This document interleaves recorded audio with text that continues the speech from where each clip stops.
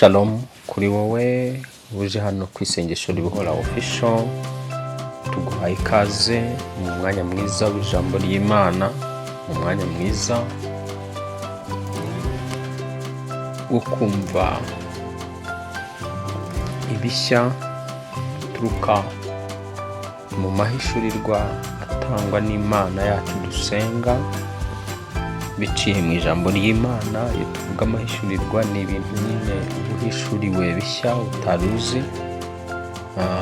Aha rero ni umuyoboro ushobora gukuraho bimwe mu bintu utari umenyereye cyangwa se utaruzi. Ni ahantu tuba twifuza kuba bashya buri munsi, nk'uko ijambo ry'Imana ribihamya ngo nk'uko umuntu w'inyuma wacu asaza ariko uw'imbere arushaho guhinduka kuba mushya umunsi ku wundi.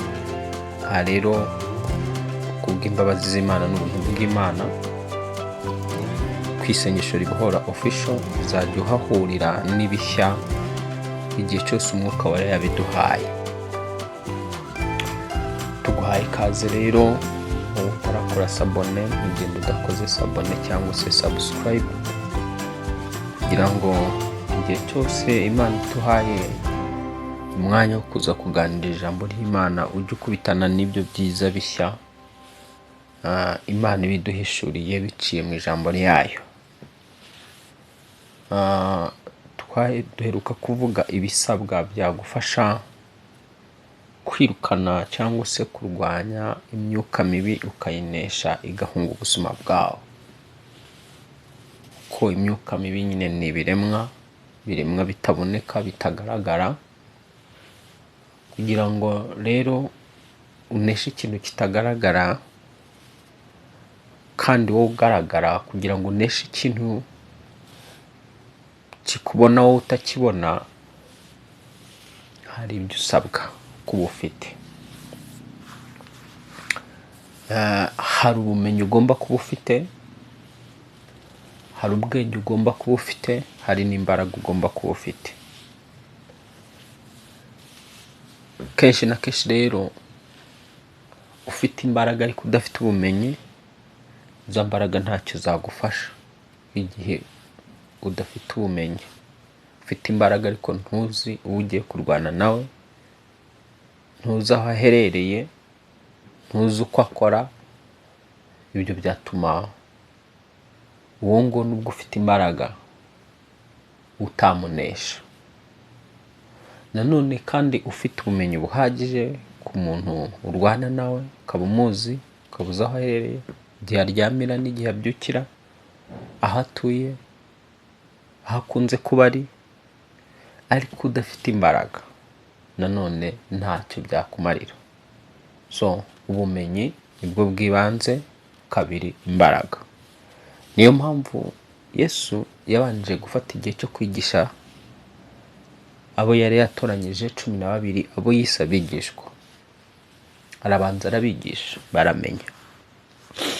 Bamaze kumumenya, noneho aravuga ati mugende Yerusalemu mutegereze ibyasezeranyijwe, aho bagombaga kwakira imbaraga z'umwuka wera. Ntimuve iyo ngiyo, ntimuve mu murwa, ntimuve mu murwa mutarakira ibyasezeranijwe. Icyo bari basezeranyijwe rero ni ukwakira imbaraga z'umwuka wera, kuko yari yababwiye yuko namara kugenda azabohereza umufasha, ariwe mwuka wera. Iyo utemera kwiga rero ngo wige ijambo ry'Imana, wige ibintu by'umwuka, birangira utamenye. Intwaro Satani rero akoresha cyane kugira ngo utazigera umunesha, intwaro imyuka mibi ikoresha kugira ngo utazigera uyitsimbura mu buzima bwawe igihe yatumwe kuri wowe, kimwe mu ntwaro imyuka mibi ikoresha mu buzima bw'umuntu, mu mibereho y'umuntu, kugira ngo ikomeze kumutsikamira, harimo no kutamenya. Satani ashobora kuza agakereya ikibazo akagishyira mu buzima bwawe. Yamara gukereya ikibazo yamaze kugishyira mu buzima bwawe, akongera agakereya inyigisho izakujijisha, izatuma utamenya ko ari we wakoze wakereye icyo kibazo akakizana mu buzima bwawe. Azashakisha uburyo buri science akwigisha kumvishe ko ibyakozwe ku buzima bwawe n'ibyo urimo uracamo ku buzima bwawe bidaturuka kuri we, ahubwo ari ibintu biri science. Cyangwa se akoreshe n'ubundi buryo bwose bushobora kukushukashuka. Kubihishurirwa rero no kubimenya uba uri mu nzira yo kugana mu gisubizo nyakuri. Reka rero tuze twinjire mu ijambo ry'Imana, turebe ingaruka zo kutamenya icyo waba uri kurwana nacyo, ingaruka zo kutamenya aho uri gushaka kuva n'aho uri gushaka kugana, ingaruka zo kuba waba mu bintu by'Imana utabizi kandi utabisobanukiwe, ingaruka zo gusenga utazi icyo usenga, utazi ibyo urimo, utazi ibiguhiga n'ibikurwanya. Reka tubanze turarike Umwuka Wera kugira ngo wowe ubwawe unyumva agufashe kumva ibyo mvuga. Kabiri, aguhe gusobanukirwa. Nanjye uvugana nawe, Umwuka Wera nanjye mfate ari uvugira muri njye avugana nawe n'ubuzima bwawe kwigisha. Data, mu izina rya Yesu Kristo, izina twawe gukirizwamo, izina rya Yesu Kristo rihambaye riri hejuru y'amazina yose, Uwiteka dusabye kugira ngo twoherereze Umwuka Wera muri uyu mwanya turimo ijambo ryawe riraturuta, niryo ryadushyizeho, niryo ryashyizeho ibigaragara n'ibitagaragara, ryabayeho tutarabaho kuko niryo ritubeshejeho ijambo ryawe, niryo ridutunze, niryo ryashyizeho isi, niryo ryashyizeho imfatiro z'isi n'inyanja ndetse n'ijuru. Turi imbere yawe rero kugira ngo Uwiteka Umwuka wawe Wera uheke ijambo ryawe amanuke muri twebwe, avugire muri twebwe, mu izina rya Yesu ahishure kandi yigishe abantu bose bari guteza amatwi hano ku isengesho ribohora official. Buri muntu wese agira icyo yakira gishya mu bugingo bwe, mu izina rya Yesu Kristo risumba amazina yose. Urakoze ku Mwami, uyu muntu uje hano ku isengesho ribohora official hari icyo agiye kwakira gishya mu mutima we no mu bwenge bwe, agiye kunguka mu izina rya Yesu Kristo. Kandi urakoze ko nanjye nungutse mu izina rya Yesu Kristo. Ngaho Mwuka Wera ushorere ijambo ryawe, amatwi aryumva aryakire kandi arisobanukirwe, rishorere imizi. Urakoze kuko uri Imana yumva gusenga kandi ukabusubiza amasengesho.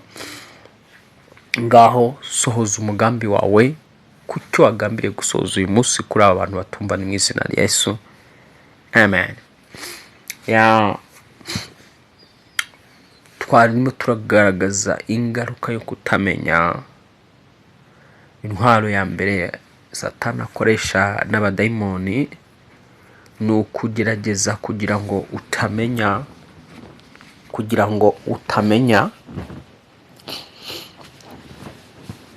inkomoko y'intambara zawe, inkomoko y'ibyo ucamo n'ibyo unyuramo. Ni ukugira ngo utamenya ijambo ry'ubwami cyangwa ijambo ry'Imana, ndetse tugiye kureba n'igihe warimenye uburyo bwabyo Satani ashobora kuguteza ibigeragezo kugira ngo urishidikanyeho, rya jambo ry'ubwami ntiribashe kuzana umusaruro. Igiteye ubwoba ni kimwe nuko mu bantu bane baza mu nzu y'Imana cyangwa basenga, umwe ari we ubasha kubona umusaruro w'ibyabamo. Mu bantu bane basenga, umwe niwe ubasha kugera ku musaruro muri bane basenga, ariko si uko biba ari ubushake bw'Imana, siko Imana iba yabigambiriye. Imana iba yifuza ko abo bane bose, mu bantu bane basenga, bose bagomba kwakira ibisubizo, bose bagomba kugera ku musaruro w'ibyo babamo. Ariko Yesu tugiye kureba ukuntu agaragaza abo bantu bane kumwe ari ugera ku musaruro, akagera ku nyungu, akabona inyungu zo gusenga, cyangwa se mu bantu bane bumva ijambo ry'Imana. Tugiye kureba ko mu bantu bane bumva ijambo ry'Imana basenga, ko umwe ari ushobora kugera ku musaruro, akaba ari we ubona inyungu zo kumva ijambo ry'Imana no gusenga. Abandi batatu bose ntibabona inyungu, ntibabona umusaruro, atari uko byavuye ku Mana, ahubwo byatewe n'umwanzi wabarwanyije, ariko abo ntibamenye ko yabarwanyije. Karibu rero mu ijambo ry'Imana, ubashe gufashwa, kandi nyuma yo gufashwa n'iri jambo nawe uryoherereza abandi uzi basenga. Ntubibike, ntubyumve ngo ugarukire aho ngaho wumve ko mwene so utamufasha kugira ngo iri jambo rimukebure nawe ni umaze gufashwa. Tugiye gusoma icyanditso rero tubona hano muri Matayo igice cyaho cya 13. Hanyuma turebe icyo hano umwami Yesu yashatse kwigisha twebwe abamukurikiye cyangwa abamuzi cyangwa abamwizera. Turahera ku murongo wa mbere ngo uwo munsi Yesu asohoka mu nzu, yicara mu kibaya cy'inyanja, abantu benshi bateranira aho ari, bituma yikira mu bwato yicaramo, abantu bose bahagarara mu kibaya. Abigisha byinshi, abacira imigani, aravuga ati umubibyi yasohoye imbuto, akibiba zimwe zigwa mu nzira, inyoni zirazitoragura, ngo izindi zigwa ku kara kadafite ubutaka bwinshi. Uwo mwanya ziramera kuko ubutaka ari burebure, izuba rivuye ziraraba, maze kuko zitari zifite imizi ziruma. Izindi zigwa mu mahwa, araruka araziniga. Izindi zigwa mu butaka bwiza, zera imbuto, imwe 100, indi 60, indi 30, biba bityo. Ufite amatwi niyumve. Ufite amatwi niyumve. Ese ko ufite amatwi ibyo avuze urabyumvise? Kumva, kuba ufite amatwi ni kimwe, no kuba wakumva, amatwi yawe yabasha kumva icyo uri kumva ni ikindi. Kuko umuntu ashobora kumva ariko ntiyumve.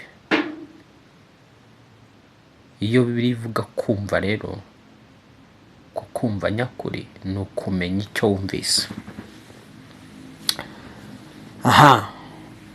Hano Yesu aciye umugani, yigishiriza mu migani. Ibi yavuga abivugira mu migani kugira ngo bitahurwe n'umuntu, amenye ikivuzwe icyo ari cyo. Byari ngombwa ko begera wa wundi wavuze bya bindi, akabasobanurira ibyo yavugaga ni ibiki, birerekeza kuki, birasobanura iki. ariko nyiri kuvuga niwe wari uzi icyo avuze icyo ari cyo n'ikigenderewe icyo ari cyo. Ni ngombwa rero kuko aba bigishwa niyo mpamvu bise abigishwa, turabona baza kumwihererana, baza kumubaza bati, abigishwa baramwegera baramubaza bati, ni iki gituma ubigishiriza mu migani? Arabasubiza ati, mwebwe mwahawe kumenya ubwiru bw'ubwami bwo mu ijuru, ariko bo ntibabihawe. Kumbe hari abantu bahawe kumenya ubwiru bw'ubwami bwo mu ijuru, hakaba n'abandi batabihawe. Abahawe kumenya ubwiru cyangwa se ibintu bihishwe, ibintu bitazwi, nibo bonyine babasha gusobanurirwa bya bintu bivugirwa mu migani.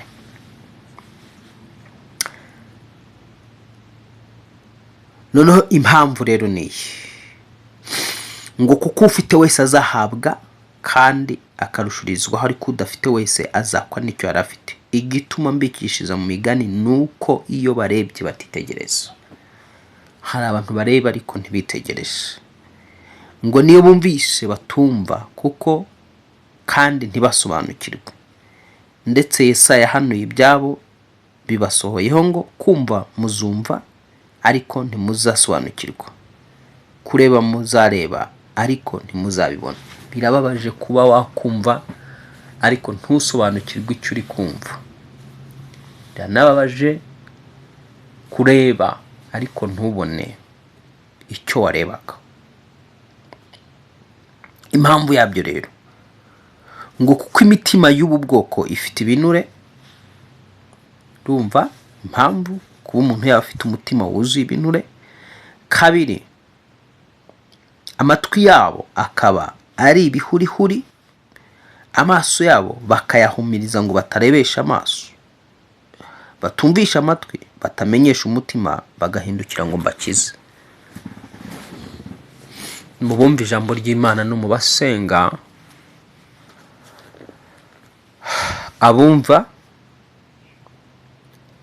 abumvisha amatwi bakamenyesha imitima yabo, imitima ikabaha guhindukira, abo nibo bakizwa. Nibo bakizwa ibibazo biba bibugarije, nibo bakizwa indwara zananiye abaganga, nibo bakizwa karande, nibo bakizwa ibyaha, nibo bakizwa imyuka mibi y'abadayimoni, nibo bakizwa imyuka y'abarozi. Niba abandi bahindukira, bamenya, bumva, bakamenyesha umutima, umutima ugahindukira. Noneho tugiye kureba muri aba bane bose, batatu impamvu batamenyesha umutima ngo bahindukire, babashe gukizwa, babashe kubona umusaruro wo gusenga, babashe kubona umusaruro wo kumva ijambo ry'Imana. Umva rero ukuntu yatangiye abasobanurira ngo, nuko nimwumve umugani w'umubibyi, uwumva wese ijambo ry'ubwami ntarimenye, umubi araza agasahura ikibibwe mu mutima we. Hano turabona umuntu wa mbere yinjiye mu rusengero, cyangwa se ari kunyumva nk'uko uri kunyumva wowe hano ku isengesho ribohora official nteza amatwi. Ariko muri cya gihe uri kumva rya jambo ry'ubwami, ukananirwa kumenya ibyo turi kuvuga, ntubyakire, ntubisobanukirwe. Igihe utabimenye, si ubushake bwawe bwo kuba utifuzaga kutabimenya, si ubushake bwawe bwo kuba utifuzaga kutasobanukirwa, ahubwo hari umwuka uza ugafata umutima wawe ukawukuramo ubushobozi bwo gusobanukirwa cyangwa se bwo kumenya icyo turi kwigisha, icyo turi kuvuga. Nubwo washakaga kumvira, wumvaga ijambo ry'Imana ndetse ufite n'ubushake, ariko ntiwamenye ko hari uwundi mwuka witwa Satani ushaka kugira ngo yibe ikibibwe muri wowe ari ryo rya jambo. Kuko Satani azi agaciro k'ijambo kuva isi yaremwa kugeza kano kanya. Isi tubona iyi ngiyi iboneka rimwe n'ijambo ry'Imana, ikomezwa n'ijambo ry'Imana, irinzwe n'ijambo ry'Imana. Kuva Imana yarema umuntu umwe wa mbere witwa Adamu, igafata umukungugu wo hasi ikawukanda, yamara kuwudizayiningamo umubiri ikamuhumekeramo umwuka w'ubugingo agana ku bugingo buzima. Ntabwo Imana yongeye kurema umuntu muri ubwo buryo. Ntabwo yongeye kurema umuntu muri ubwo buryo ngo niba igiye kurema undi muntu yongere ifate umukungugu wo hasi iwuponde iwuhumekeremo umwuka muri ubwo buryo. Ahubwo kuva imaze kurema Adamu ikamuremera n'umugore, yabahumekeho ibaturaho ijambo iravuga ngo mubyare mwororoke mugwire mwuzure isi mwimenyereze ibirimo byose. Kuva icyo gihe rya jambo yavuze ngo mubyare mwororoke ryahise riha ubuzima Adamu bwo kubyara no kororoka. Kororoka kubaho gutyo biciye muri rya jambo Imana yatuye ku mugabo umwe yaremye. Umugabo umwe imukomoraho imiryango myinshi yo mu isi, amoko yo mu isi n'indimi zose zo mu isi, imukuraho ishyanga uko n'ibihugu ko ubona ibihugu bikoze cyangwa abantu tubayeho mu isi. Twese twavuye ku muntu umwe waturiho kubyara kororoka. Urumva ko ijambo ry'Imana ririmo ubuzima, rirarema rizana ubuzima. Ntabwo Satani ashaka rero kurimenya, ntabwo ashaka kurimenya, arwana no kugira ngo utarimenya, utamenya agaciro karyo, utamenya n'ububasha bwaryo. Kuko numenya agaciro karyo uraryizera, numenya ububasha bwaryo urarishaka. So noneho hano tubonye ko umuntu wa mbere nubwo yari afite umutima wo kumva ijambo ry'Imana, ariko byarangiye ntacyo rimumariye. Kubera iki? Impamvu ritagize icyo rimumarira suko ari ikibazo cy'ijambo ridafite ubwo bubasha bwo kugira icyo rimumarira, ahubwo nyiri kumva yagabweho igitero cy'umubi, araza arimukuramo, ntiyamwemerera ko arimenya. Uwo ni umuntu wa mbere. Umundi muntu wa kabiri rero nawe ubabaje hano tubona, uwundi muntu wa kabiri nawe ubabaje ngo kandi uwumva ijambo ngo kandi usa n'izabibwe mu kukara niwe wumva ijambo uwo mwanya akaryemera anezerewe, ntagire imizi muri we, maze agakomera umwanya muto. Iyo habayeho amakuba cyangwa kurenganywa azira iryo jambo, uwo mwanya biramugusha. Urumva hari uwundi wumva ijambo pe nk'ukuri kunyumva, kumva urishimye uranezerewe, kumva urafashijwe, ngo ariko nubwo waryumvise warimenye ndetse uranafashijwe, ariko bibaye akanya gato, ntabwo ubihagararamo, ntabwo ubishikamamo, rya jambo rigushikamamo, ntabwo rishorera imizi muri wowe.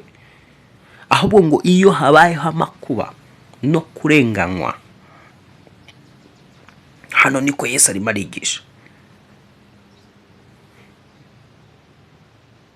iyo habaye amakuba cyangwa kurenganywa azira iryo jambo, uwo mwanya biramugusha. Kumbe iyo Satani yabonye wumvise ijambo ry'Imana ryagufashije, waryishimiye, ashobora kukugabaho ibitero, ashobora kuguteza amakuba agira ngo rya jambo wumvise ritagira ububasha bwo guhindura ubuzima bwawe.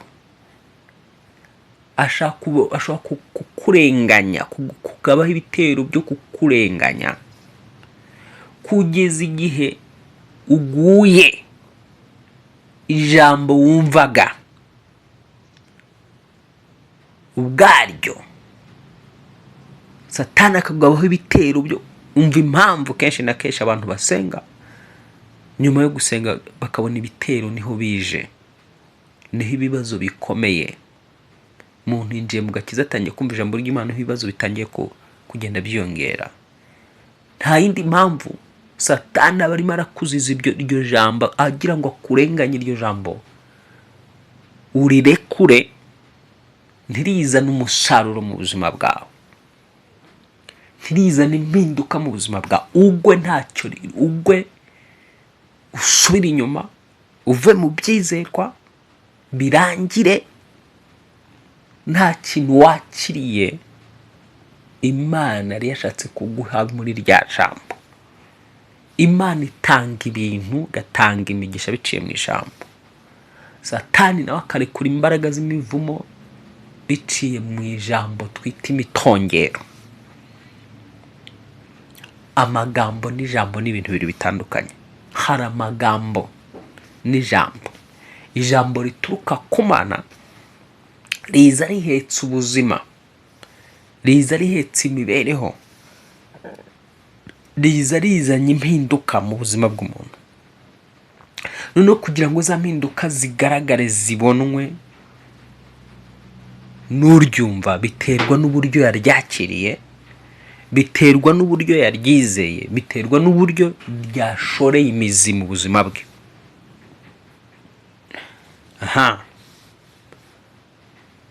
Rero wumvise yuko ushobora kurengana ugahura n'akarengane, ariko gasunitswe n'umwanzi, gasunitswe na Satani, agamije kugira ngo rya jambo wumvise arikure muri wowe ntirizane umusaruro. Iyo niyo ntandaro rero yo kuba wabona umuntu ari mu nzu y'Imana, arasenga, ku cyumweru ajya gusenga, yiriza ubusa cyangwa agakora ibintu bitandukanye, ariko ntihagire rezilita zigaragara zo gusenga kwe, ntihagire umusaruro ugaragara w'idini abamo, w'imisengere abamo, asengamo, ntihagire umusaruro umubonekaho. Wa mbere tubonye ko umwanzi amutera kutamenya rya jambo, akarihanagura muri we, ari ugereranywa n'izabibwe mu nzira. Uwa kabiri tubonye yuko yakira rya jambo anezerewe by'umwanya muto, akanezerwa umwanya muto, umwanzi yamugabaho ibitero byo kumuteza amakuba, ibibazo, ubukene, krize, inzara n'ibindi, kuvugwa nabi n'ibindi byose, gutukwa n'iki no gusuzugurwa, bigahita bigusha wa muntu wari wumvishe rya jambo. Byamugusha ubwo atangiye koza, kubera iki ko mvuye gusenga, ko numvise ko ibibazo bimbayeho, umuntu ngo akagwa. Yagwa rya jambo rikaba rigize gute? Nta mumaro riba rikimugiriye. Uwo rero ugasanga nawe nta musaruro abonye mu byabamo. Uwa gatatu rero tumwumve ngo, kandi uwizabibwe mu mahwa, uwo niwe wumva ijambo, maze amaganya y'isi n'ibihendo by'ubutunzi bikaniga iryo jambo ntiriyere. Mu yandi magambo, uwundi wa gatatu yumva ijambo, nibyo yari yumvise, ashobora kuba yarisobanukiwe, ariko ahuye n'igituma yiganyira, ahuye n'ibihendo bimuhenda, bimushukashuka, ahuye n'ibishuko.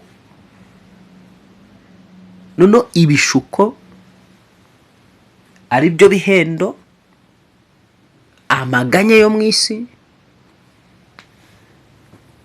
yo gutakaza ubutunzi cyangwa kutabona ubutunzi n'ibindi byose, Satani akamugabaho igitero cyo gitumaganya, Satani akamugabaho igitero gituma amushukashuka azana ibihendo ku buzima bwe, Satani akamugabaho igitero kibijyanye n'ubutunzi, wenda kubutakaza cyangwa kububura, cyangwa se gusanga kuba ari byo umutima wawe wibirinduriyemo gusa byo gushaka ubutunzi, ukibagirwa gusenga, ukibagirwa gushaka Imana. Gushaka ubutunzi si icyaha, ariko nanone kubura umwanya wo kwegera Imana ni ikibazo. Shaka ubutunzi ubushake kandi Imana iteguye kubwo, ariko ufate n'igihe cyo kwegera Imana. None uyu muntu rero ugasanga rya jambo ntiryeze imbuto, ntirizanye umusaruro mu buzima bwe.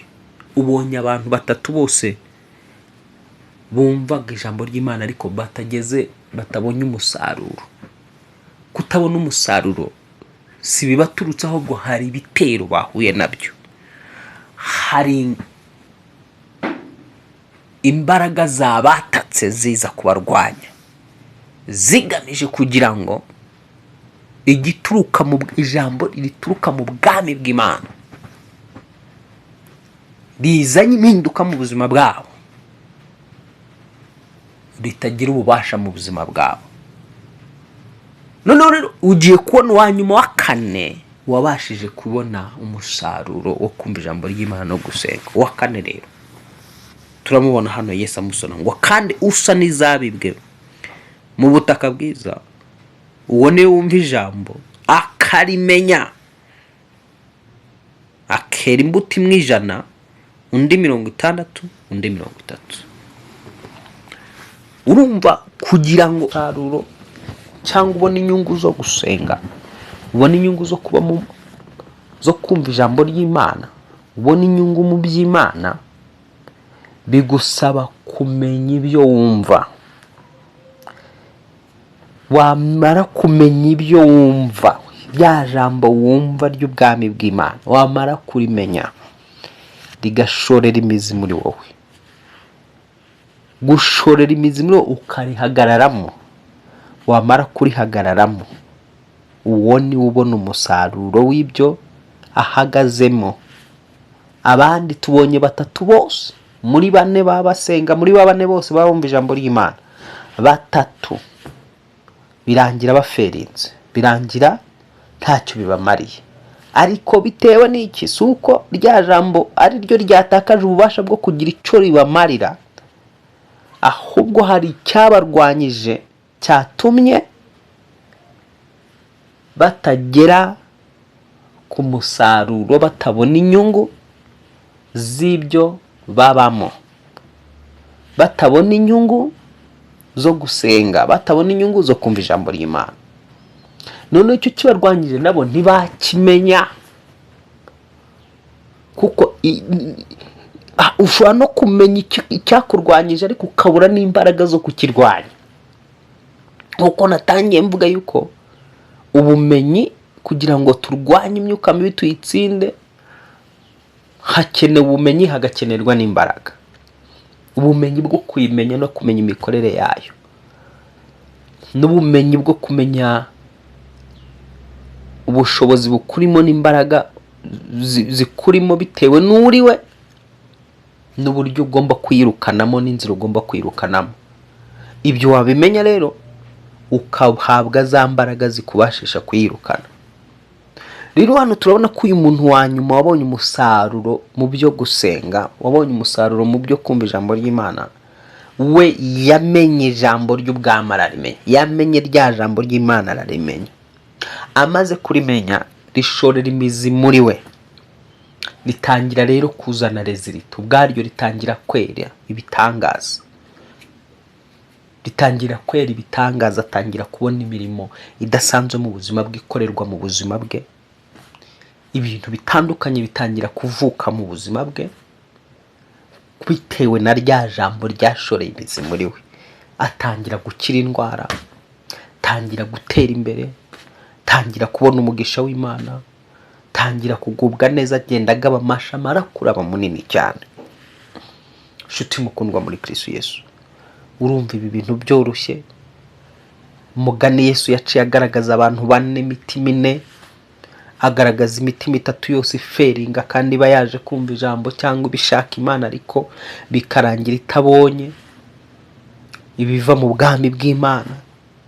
Umwe gusa akaba ari ubona umusaruro. Nyuma rero yo kumenya iki cyigisho icyo kivuze, Imana yaguhaye amahitamo. Urashaka kuba uwuhe muri aba bantu bane? Focus yawe ni iyihe ituma usenga? Impamvu ituma usenga ni iyihe? Ufite ntego ki? Urumva wifuza kuba uwuhe muntu?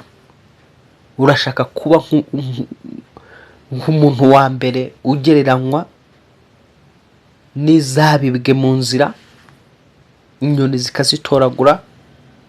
Ese wibonye uri mu cyiciro cy'umuntu wa kabiri wumva ijambo ry'Imana anezerewe by'akanya gato, habaho kugeragezwa, habaho kurenganuza iby'iryo jambo ukagwa, wisanzura uwo muntu? Ese wisanzura umuntu wumva ijambo ry'Imana ariko amaganya y'ibyo mu isi n'ibihendo byo mu isi n'ubutunzi bigatuma rya jambo ritashorera imizi muri wowe, ritakuzanira impinduka? Niba wisanze muri abo bantu batatu, gira ubushake bwo kugira ngo uhinduke, we uve muri abo bantu ube umuntu wa kane.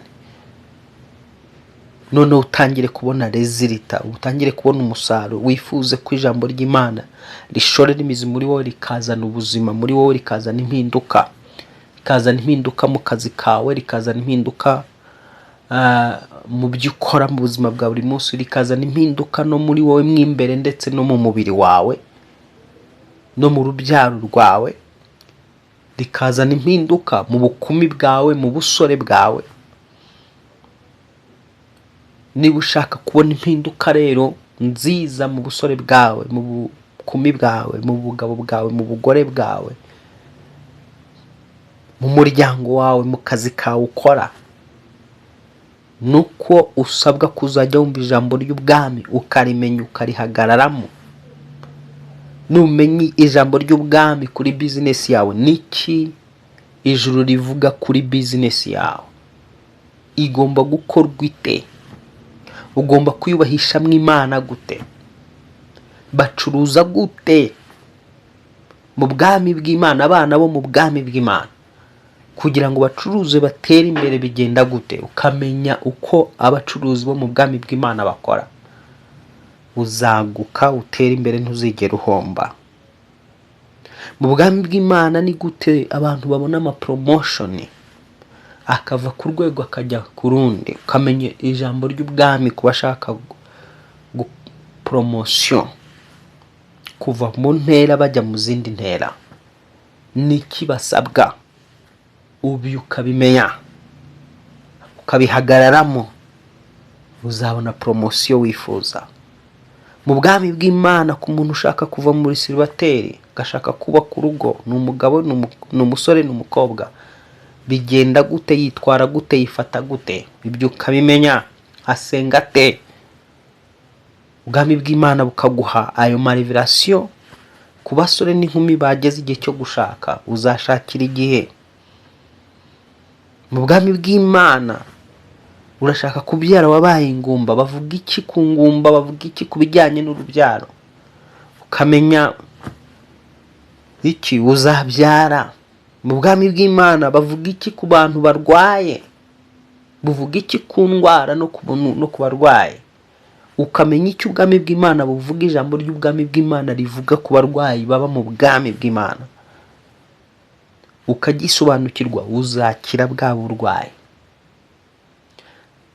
Mu bwami bw'Imana bashaka education, bagaperforminga neza, bakazajya bagira amanota meza, bagatsinda. Bigenda gute kugira ngo batsinde babe? Ukabimenya. Niba uri umunyeshuri unteze amatwi, ukamenya ibyo ubwami bw'Imana buvuga ku bantu baba mu bwami bw'Imana babuyobotse, uzajya uba uwa mbere, uzajya utsinda. mu bwami bw'Imana bigenda gute kugira ngo abantu bahinduke, umuntu acike ku ngeso yamunaniye? Bigenda gute? Bice mu ibyo ukabimenya, uzabohoka ku mbaraga z'icyaha, ubohoke ku ngeso mbi zicike ku buzima bwawe. Imana iguha umugisha mu izina rya Yesu, igufashe kumva ijambo ry'ubwami no kurimenya. Mwami, nsoje nsengera uyu muntu mu izina rya Yesu Kristo kugira ngo umwuka wawe wera, nk'uko natangiye ngusaba, ngo afashe abantu kumva no gusobanukirwa iby'ubwami bwawe n'ijambo ryawe. Fungura ubwonko bw'abantu bawe n'imitima y'abantu bawe, uzane gusobanukirwa no kumenya ijambo ry'ubwami bwawe muri bo, kandi ubarinde umwanzi ubagabaho ibitera agambiriye kubanyaga ijambo ryawe no kubahanaguramo ijambo ryawe. Buri wese wanyumvaga mu izina rya Yesu Kristo, ahi ijambo yumva rishorera imizi muri we, ryera imbuto 50, 60, 100 n'izindi zirenga mu izina rya Yesu Kristo. Abarwanywaga n'imyuka mibi, ndategeka ino myuka mibi guhunga ubwonko bwawe, ndategeka iyo myuka irwanya kumenya no gusobanukirwa kwawe ihunge ubwonko bwawe n'ubwenge bwawe kwa tina la Yesu. Irwanya kwizera kwawe iguhunge mu izina rya Yesu Kristo. Irwanya kubona umusaruro w'ibyo wumva n'ibyo usenyera, ndayitegeka kukuvaho mu izina rya Yesu Kristo. Habwa umugisha n'Imana, girirwa neza n'Imana mu izina rya Yesu Kristo, ngo apfa akazuka. Amen, amen, amen. Wari kumwe na Pastor Justus. Gira amahoro y'Imana.